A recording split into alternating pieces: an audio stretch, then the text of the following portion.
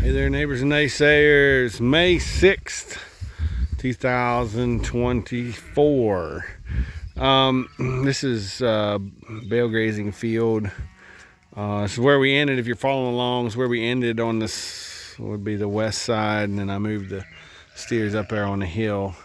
I did not graze this particular section I'm standing in last time by because this was a new seeding year before, and I didn't want to hurt it. So now here we are.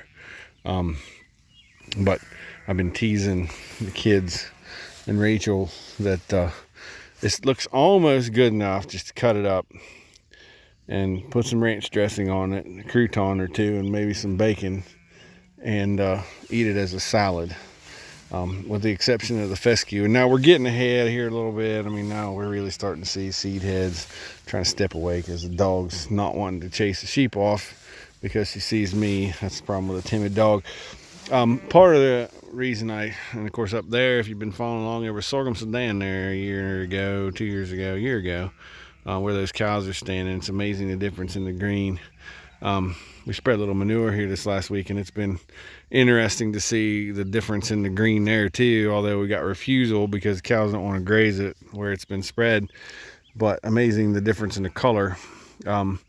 Made me think I need this. I spread that really thick in the winter because I just want to get done and get out of there. In the spring and summer, I need to spread a lot thinner. I got some refusal, got some kill even from the nitrogen. You wouldn't think that was solid manure that we'd get killed, but I did because it was dusty and dry and solid, and should have spread it a lot thinner. Reason I pulled up today though is, and I gotta get to it right here in front of me. That's sweet clover. Now, I don't know that I intended to plant sweet clover. I might have bought some and put it in some seed mix sometime. I don't think I did, though. I talked about it, but I don't think I ever did. But of course, then we got a ton of red clover in this patch. In the barer patches and more compacted patches, lots of plantain, lots of chicory, orchard grass, of course, bluegrass, of course, fescue, unfortunately. But we'll deal with the fescue. It's okay. But it's just diversity. It's the reason I say it looks good enough to eat as a salad is just the diversity that's in it. Now you go on up past where we bale grazed, and we don't have that diversity. Partially because of the bale graze, partially because it's just the difference in the field and difference in how we fed hay up here. We need to make sure next winter to bale graze further past this. Both of these hilltops really, and just beat the tar out of them because they're solid fescue. We're doing a really good job of getting some diversity in down low. Now we need to get it up high. But this time of year, diversity really makes a difference because, and I'll step across the pasture fence here. This is what they just came out of. You can see if you really put your eye on what this looked like 24 hours ago. 24 hours ago, there was clover and chicory and bluegrass and all those other things here, and that's what they've eaten the most of. And what you see standing up are the bluegrass seed heads, orchard grass seed heads, and the fescue plants. So at least the diversity did us some good, and I've been doing some thinking on this. Part of the reason I think I have trouble keeping clover late in the season is because the fescue tends to shade it out, and we need to do a better job right about now in making things tighter so they graze it a lot better.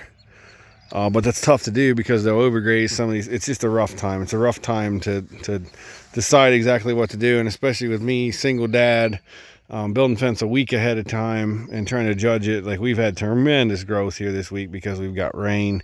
Didn't have rain for almost 2 weeks, and now we've got rain again, and it's just blowing up everywhere. It's going to blow up here ahead of us, and that brings on another interesting thought. I was looking at the steers here tonight, and I don't really have processing dates scheduled for this year. Them sheep are trying to get onto the dog food. That's why they're making all that noise.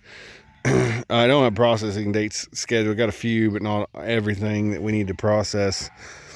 And I'm going to be hurting because they're not going to want to process them when I need to. So I'm probably going to either have to process them in the fall or August, September time frame, October maybe, or January, February, March. I don't like to do either. I'd rather November, December, January, but that's just the way it goes. But looking at the steers, I would say they're gaining darn near 3 pounds a day. Some of them are fatter than ticks already, and they're only 900 to 1,000 pound. And some of our steers, that's going to be about top end anyway. Some of them will go to 13, 14. I don't like those ones. I'm wanting to get rid of those cows, but I think the way things are going, we're going to be fine. We can get them finished. August 1st, I think, is looking like my target. And that's the problem with a grass-fed operation. You just never know. You don't know whether you're going to have a drought or bad winter or bad hay quality or whatever, so you hate to schedule stuff a year ahead of time, and you hate to have them here a day longer than they got to be, but that's just the way that it is. At feedlot guys, you can kind of predict when they're going to be done, make those dates, where I just can't do that. So it's going to be interesting getting them done. I'm really rethinking my grazing, and I'll have to run this by some folks to think about it. So what we normally do right about now is we mob everybody up tight, both sheep and fat steers on one side and cows on the other, mob them up tight and make them clean this up. What I'm really thinking about doing, and I don't know why this thought has never occurred to me, but we don't care how much we trample when we mob them up tight. We really don't. It's production we can't use. We have more production than we can stand. I'd rather it get packed into the ground and become green manure, I guess is what we'd call it, than to stand there and go dry on the stalk. But I've never thought about, if we're really wanting these steers to gain, I mean, I've thought about that, don't get me wrong, but I've never thought about, since I don't care how much they trample, then other than maybe worrying about their eyes, which I feed Redmond salt and kelp to watch for pink eye, other than caring about their eyes, since I don't care how much they trample, then why am I worrying with these sheep and with these steers in getting the grass back in condition? Let's just fence enough to make a 30-day rotation or whatever, and just let them go through it and let them pick out what they want, or put them, let's say, a week ahead of the cows, 2 weeks ahead of the cow. I don't care. A week ahead would be good, because then the fence could just stay up, and let them just go through it and pick out what they want, and then a week later, 2 weeks later, we hit it with the cows and get it blasted completely down, and that way both are growing exactly the way they want. The only downside I can see to this is the sheep are going to kind of get lost out there, and it'll be really hard to build fence. I'm really not interested in building 2 different sets of fences. Well, 3, because I'm already building 2, one for the cows and one for the sheep. But it's something I need to work on thought-wise. Even 1 week ahead, even if we had to split them in 2, the fencing requirement wouldn't be all that different, because I could just leave the fences up and go through 2 groups. So that's not an option that I can't consider. The other thing to consider is, and we'll do this with this group too, I'm only going to do that for 30 days or 45 days maybe.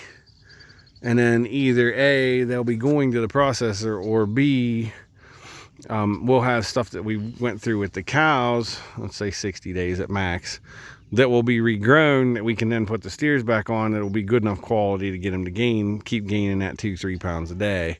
So I just really need to work on that. I mean, in conjunction with the fact that we're working on our genetics and getting them better and different, and cows that are smaller, and boy, the group of calves we got this year are a lot smaller than they have been. As far as frame size go, because we got a bunch of young cows now, and we're rolling those older cows out as fast as we can. But it's an interesting thought. I mean, I always say I never do the same thing twice. I always find a better way. And we kind of done this for 2 or 3 years, and now it's time to start saying, all right, why don't we run for a lot more gain? I know I lose gain with the calves by grazing that tall stuff. I mean, I do with the sheep too, but I don't really care about them. They're going to be fine. They got little small mouths, and they can pick out whatever they want. But since I don't care how much I run over, why don't I just figure out a section, even if it is 2. Like I said, the only issue is the fencing requirement and how to get 3-strand fence in that tall grass. And I don't even know that 3-strand is a deal. I don't know. The other thing is, you know, if you're giving them plenty of grass and they got plenty of stuff to choose from, do I need 3 strands with a sheep? Probably don't. You know, I could probably get by with 2 and take that bottom strand off, and then it wouldn't be as hard to get them fenced in those tall grass pastures either. The only problem then will come with if we hit an opening like a road or something like that. They'll tend to take off down that road through the fence because they can, just because they can see, and they'll go. So I don't know, it's just something to kick around. We need to do something different, make something better. We need to get better gain on those steers.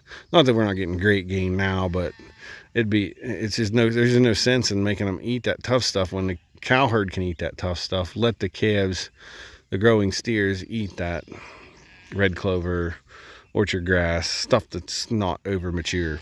So I'm getting long in the tooth here. I better get moving, but just a thought, something to think about. I like to do videos where I'm thinking, and for you guys all to realize that I don't have this all figured out. I'm always trying something new. I'm always finding something new. I'm always having a new thought, like, oh boy, we've been doing this wrong. Like, man, we could really do this better. We could really do this different. So don't be afraid to step outside the box. I mean, I've already stepped outside the box to do all of this anyway, and I'm not afraid of doing something different. I'm not afraid of failing when it comes to grazing. I'm really not afraid of my neighbors thinking I'm nuts. I think I'm only doing a good job if my neighbors think I'm nuts.